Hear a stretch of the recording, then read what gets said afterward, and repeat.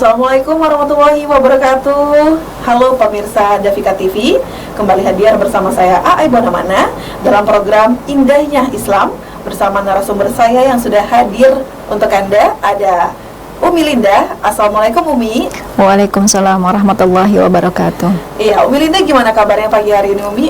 Alhamdulillah, luar biasa, Allahu Akbar. Sehat, Alhamdulillah ya. Sedikit informasi pemirsa Davika TV bahwa Umi Linda ini selain mengisi beberapa majelis taklim ya, tausiah-tausiahnya yang sering kita dengarkan, tentunya beliau ini memiliki kegiatan lain di luar ya Umi ya, yang bisa mungkin pemirsa Davika TV pernah bertemu mungkin sama Umi Linda ya. Umi, kalau boleh tahu apa nih aktivitas Umi di luar? Iya, alhamdulillah ini diberikan kesempatan gitu ya sebagai praktisi pendidikan, yaitu di salah satu sekolah dasar di Kecamatan Terusanunyai. Oke, kalau boleh tahu Umi, kenapa Umi masih mau melakukan kegiatan tausiah ini Umi? Padahal kan kalau kita pikir-pikir menjadi praktisi pendidikan juga sibuk ya Umi ya, tapi masih menyempatkan saja. Apa nih alasannya? Ya, itu salah satu kewajiban ya Mbak yang pertama gitu ya, selain juga menyampaikan sebuah kebenaran gitu ya di tengah-tengah masyarakat gitu ya, itu juga kewajiban kita. Dan tentunya gitu ya Mbak Ai, jadi ya salah satu kewajiban juga ya kita menebarkan ilmu gitu ya, kemudian juga salah satu ya ini tadi ya kalau Umi itu panggilan jiwa atau seperti apa Umi? Ya bisa jadi seperti itu begitu ya. Kemudian juga ya pada intinya itu sih Mbak ya, karena ketakwaan gitu ya, menginginkan masyarakat itu juga memiliki pemahaman yang sama gitu dengan kita gitu ya, lebih baik lagi dan baik lagi gitu ya Mbak ya gitu.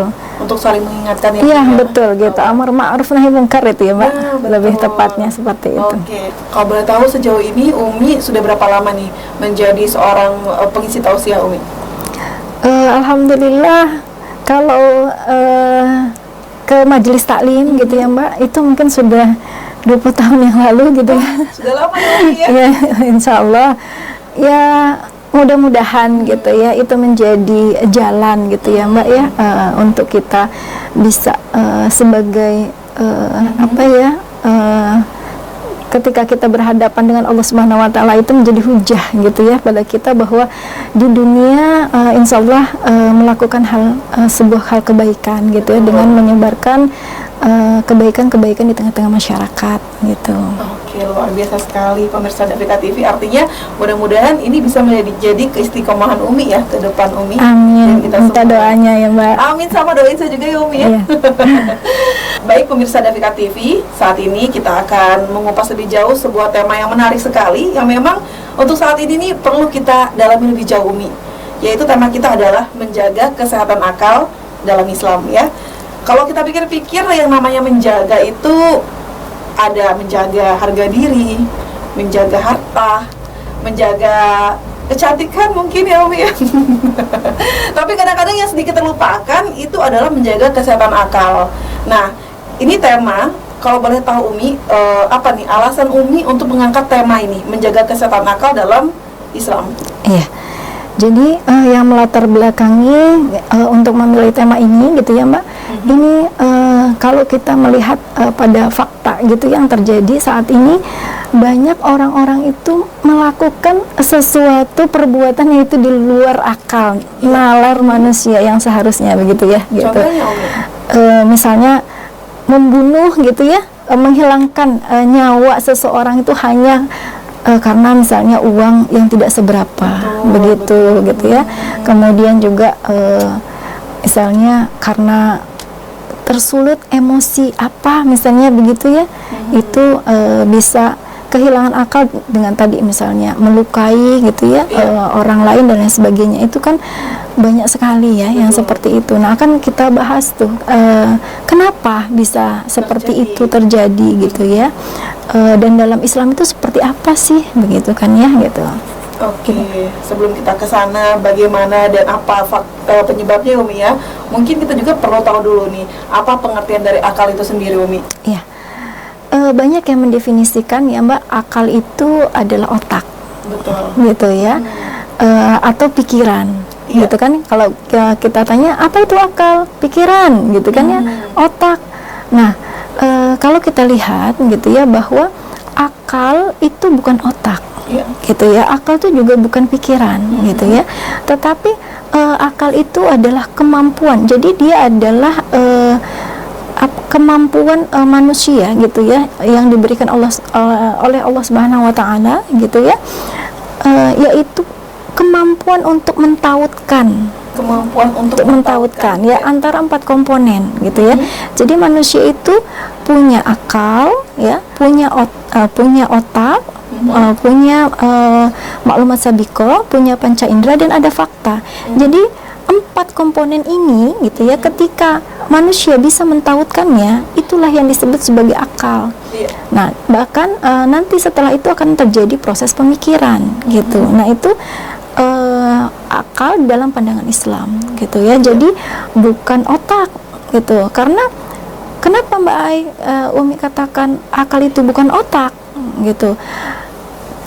Kita sering makan otaknya ayam ya Mbak Ai, Otak ayam, otak sapi ya gitu. Tapi hewan tidak memiliki akal, dia tidak bisa berpikir gitu. Jadi akal itu bukan otak. Gitu ya. Jadi akal itu adalah proses ya, kemampuan manusia gitu ya untuk mentautkan antara 4 komponen tadi gitu. Dan ketika kita melakukan proses berpikir, 4 komponen ini harus ada. Gitu ya.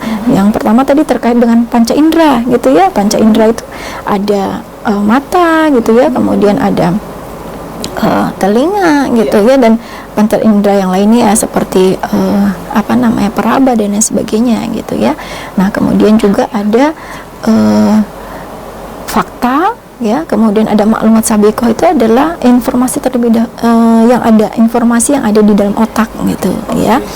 Nah, itu ketika misalnya bisa mentautkan itu, maka bisa terjadi proses pemikiran gitu ya. Itu secara sahih gitu ya, secara benar dari pengertian akal gitu ya. Nah, akal gitu ya, tadi kita sudah sedikit menyinggung gitu ya, bahwa akal ini hanya dimiliki manusia. Betul. Hewan tidak diberi kemampuan akal ini oleh Allah Subhanahu wa taala gitu ya. Nah, kemudian tadi di dalam otaknya manusia itu kan sebagian besar ada air gitu ya. Nah, kemudian di dalam otak manusia itu bisa gitu ya menampung 90 juta informasi gitu ya. Makanya Umi katakan itu tadi yang disebut sebagai maklumat sabiqah gitu. Jadi di dalam otak manusia itu tersimpan memori-memori gitu ya, terkait dengan misalnya ini barang ini namanya apa, barang ini namanya apa, begitu ya, nama-nama, benda-benda dan sebagainya, segala informasi itu tersimpannya di otak tadi gitu ya. Nah, jadi itu nanti yang bisa gitu ya proses terjadi pemikiran ini ya.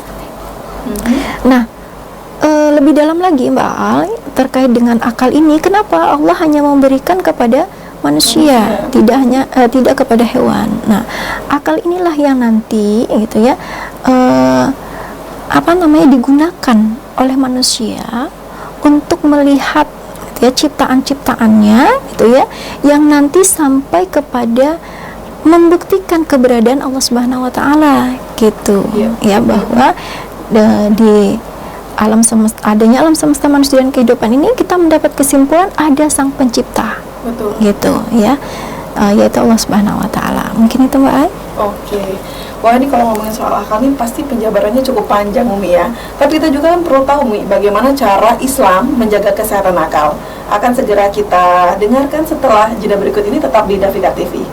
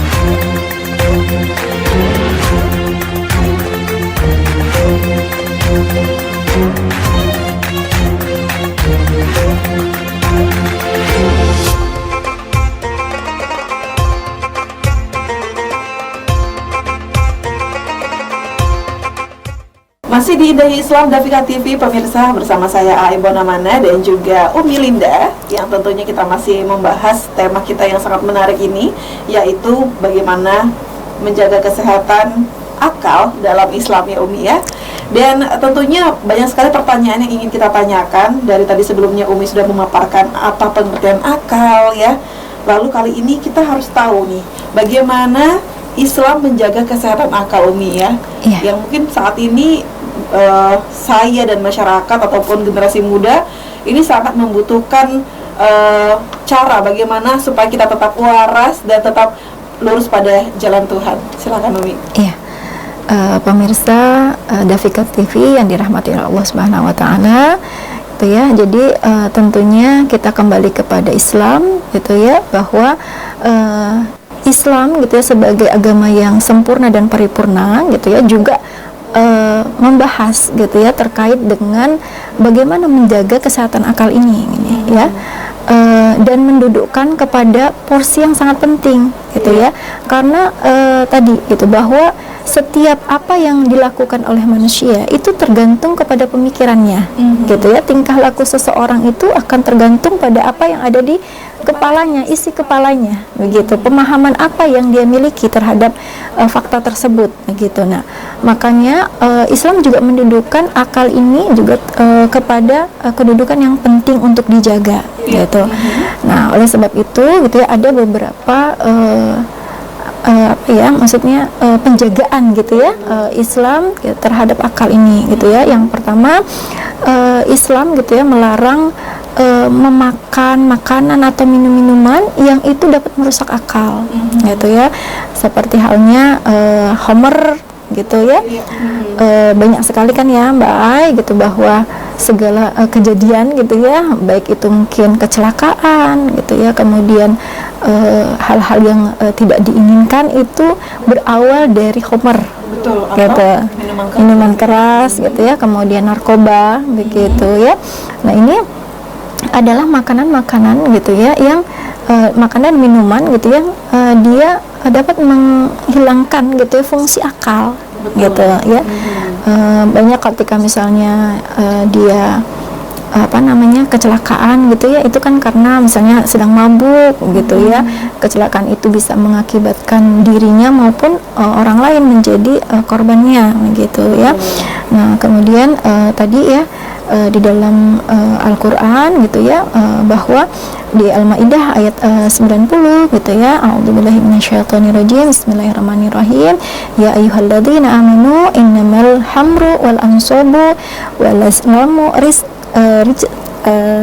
rijza min amali syaitani fajtanibu lakum tuflihun gitu ya, bahwa hai orang-orang yang beriman, sesungguhnya meminum khamar gitu ya, kemudian berjudi gitu ya, menyembah berhala, mengundi nasib gitu ya, dengan anak panah, itu adalah perbuatan-perbuatan syaitan gitu ya.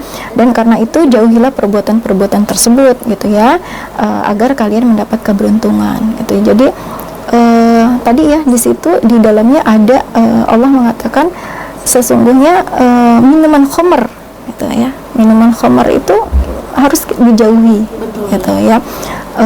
Karena apa? Itu adalah salah satu minuman gitu ya yang merusak akal gitu. Ketika seseorang itu tadi gitu ya rusak akalnya gitu ya, itu pasti akan melakukan perbuatan-perbuatan di luar akal sadarnya gitu ya. Nah, kemudian yang kedua gitu ya, Islam memberikan hukuman gitu ya kepada mereka yang sengaja mengkonsumsi yang sesuatu yang memang tadi diharamkan gitu ya di dalam Islam gitu ya.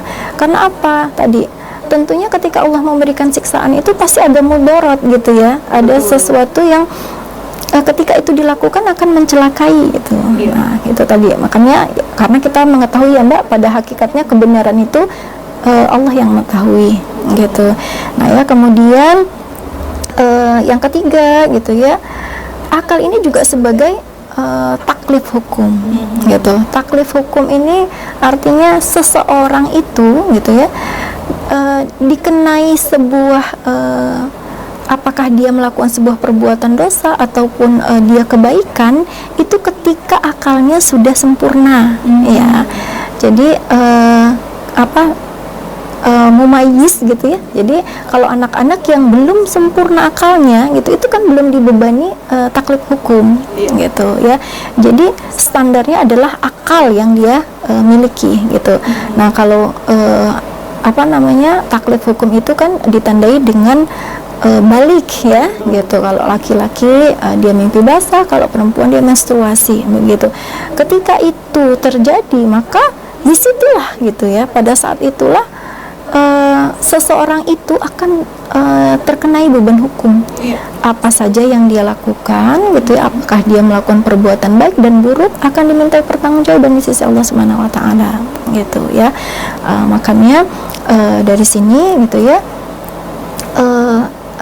berhati-hati gitu ya, ketika memang akal manusia itu sudah sempurna, artinya orang sudah dewasa begitu ya, harus bisa mempertanggungjawabkan apa yang sudah dia lakukan, gitu ya.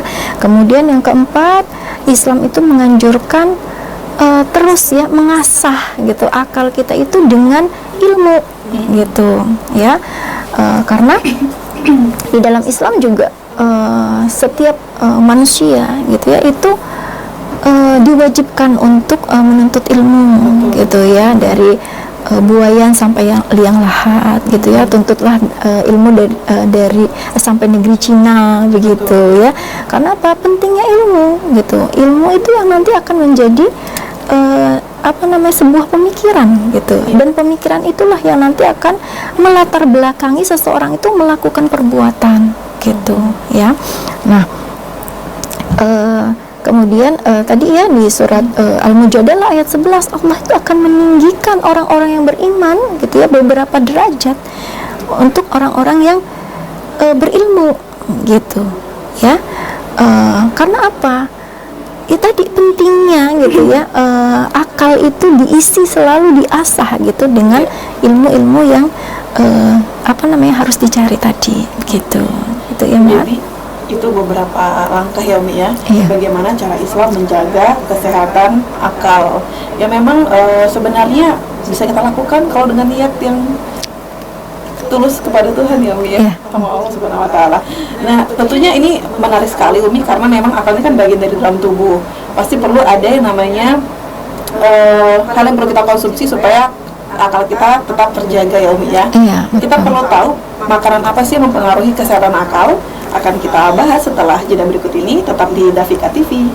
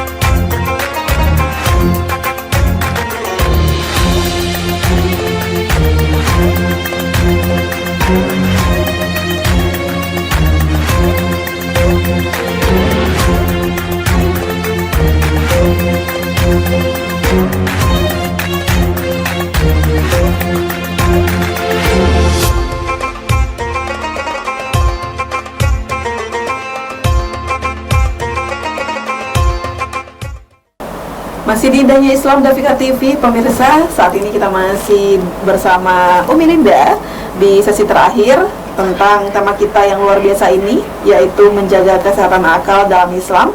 Sebelumnya sudah ada 4 cara ya Umi ya, bagaimana cara menjaga kesehatan akal dalam Islam, yang tentunya ini dipengaruhi juga oleh makanan. Tadi sempat disebutkan ada minuman keras nggak boleh Umi ya, karena bisa mematikan akal.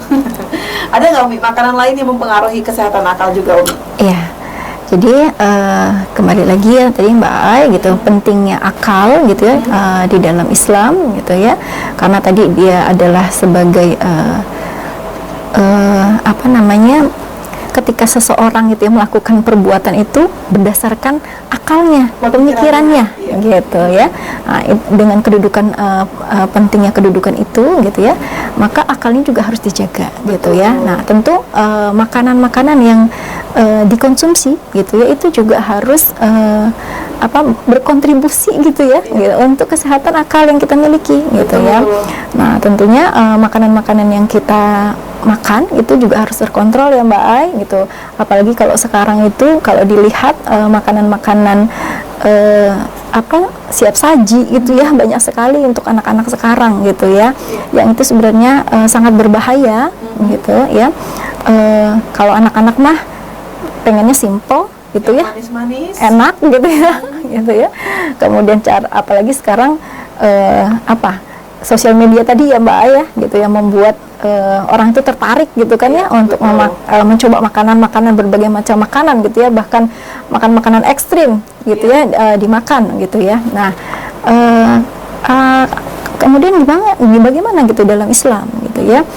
Nah, tentunya kita kembali kepada makanan-makanan sehat, Mbak Ai, gitu ya, yang dia bisa menutrisi otak itu adalah seperti tomat, gitu ya, sayur-sayuran pada intinya, Mbak Ai, kemudian alpukat, gitu ya, kemudian juga brokoli gitu ya, kemudian ikan-ikan yang mengandung omega 3 gitu ya, itu juga bagus sekali gitu untuk menutrisi otak gitu, jaringan-jaringan otak yang ada di dalamnya gitu ya, agar bisa berfungsi ya dengan sebaik-baiknya gitu ya. Selain tadi yang sudah digambarkan gitu ya, bahwa kita sering-sering gitu ya untuk melatih otak kita untuk berpikir gitu ya, mengasah gitu kalau kita katakan ya, sebagaimana pisau itu kalau misalnya dia selalu diasah, dia akan selalu tajam gitu. Sama juga dengan otak gitu. Ketika kita bahasanya mandek gitu ya Mbak Ai, malas untuk berpikir gitu ya, itu otak juga akan lemah gitu ya untuk melakukan proses identifikasi gitu ya gitu. Jadi kemampuan otak juga untuk mengidentifikasi masalah itu juga semakin berkurang gitu. Tapi kalau otak itu kita terus asah gitu ya, tadi dia akan berfungsi dengan baik gitu ya, dengan ditambah lagi dengan makanan-makanan tadi ya yang memberikan nutrisi kepada otak gitu ya. Nah, kemudian tadi kan makanan-makanan yang bisa menutrisi ya Mbak gitu.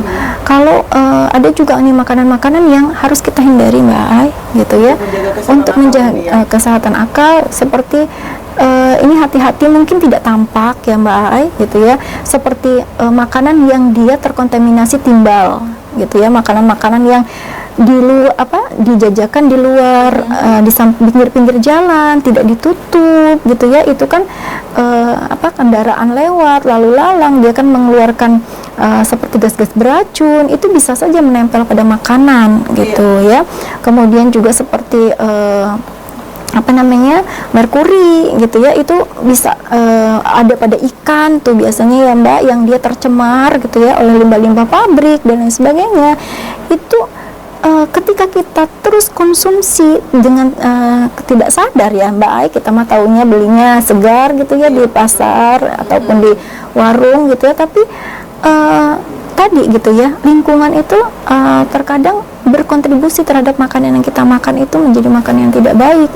Salah satunya tadi mencemari ikan gitu ya, yang sebenarnya ikan itu kan bagus ya, dia tadi mengandung omega 3 gitu, apalagi ikan laut gitu ya, banyak harus dikonsumsi oleh anak-anak gitu ya untuk mencerdaskan otaknya itu. Tapi kalau dia sudah terkontaminasi oleh timbal ataupun tadi sudah terkontaminasi oleh merkuri misalnya gitu ya, itu akan sangat berbahaya gitu ya. Kemudian juga ini biasanya nih Mbak Ai, kalau orang ibu rumah tangga ya gitu menggunakan penyedap rasa gitu ya. Nah, ini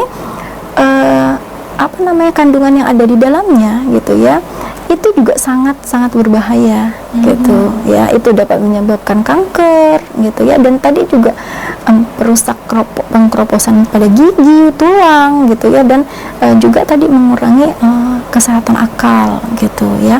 Itu adalah jenis makanan-makanan ya yang mungkin harus dengan sadar ya kita sebagai seorang ibu ya Mbak gitu ya, untuk bisa mengontrol apa yang masuk ke dalam tubuh anak-anak kita gitu ya, keluarga kita dan orang-orang di sekitar kita gitu ya.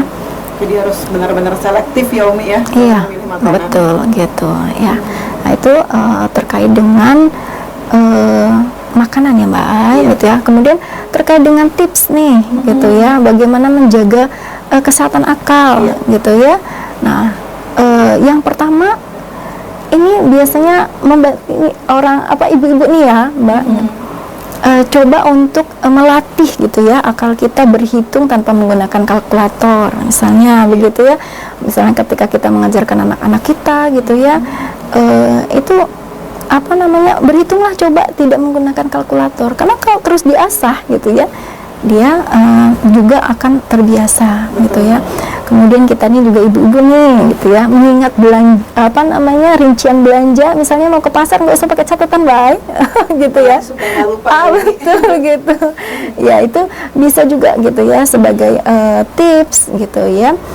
Kemudian juga belajar untuk mengatur gitu ya, mengkondisikan waktu-waktu gitu ya, waktu-waktu kita melakukan aktivitas apa-apa dan apa-apa begitu, itu oke lah untuk awal bisa dituliskan, tapi untuk selanjutnya bisa kita gunakan akal kita untuk mengingat gitu ya.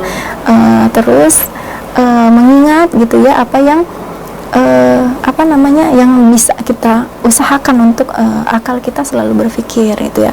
Kemudian satu lagi Mbak Ai gitu ya, bahwa apa yang terjadi ya di sekitar kita gitu ya, itu harus menjadi sebuah kepedulian gitu ya pada diri kita gitu. Gunakan akal kita, kita harus memiliki simpati dan empati dan berpikir bagaimana cara membantu menyelesaikan permasalahan umat misalnya. Bagaimana nih gitu ya, itu kan juga orang berpikir menggunakan akal ya Mbak Ai. Nah itu juga bisa melatih gitu ya akal kita untuk selalu berpikir gitu ya Mbak Ai. Jadi jangan dibiarkan gitu ya menjadi seperti ya mungkin anak-anak sekarang gitu tadi ya gitu, walaupun tidak semua ya Mbak Ai gitu ya. Maka kita juga harus mengajak kepada anak kita ya selalu terus gitu dikasih motivasi gitu ya, kemudian dilatih gitu ya terus gitu. Luar biasa sekali, itulah tips dalam menjaga kesehatan akal ya Umi ya. Baik pemirsa Davika TV, kita sudah membahas bagaimana cara menjaga kesehatan akal dalam Islam ya Umi ya. Mudah-mudahan ini bisa menjadi pelajaran, pengingat, motivasi untuk kita di rumah dalam menjaga kesehatan akal keluarga kita, anak-anak kita, agar menjadi penerus bangsa yang baik. Saya Ai Bonamana dan juga Umi Linda pamit undur diri di indahnya Islam. Wassalamualaikum warahmatullahi wabarakatuh.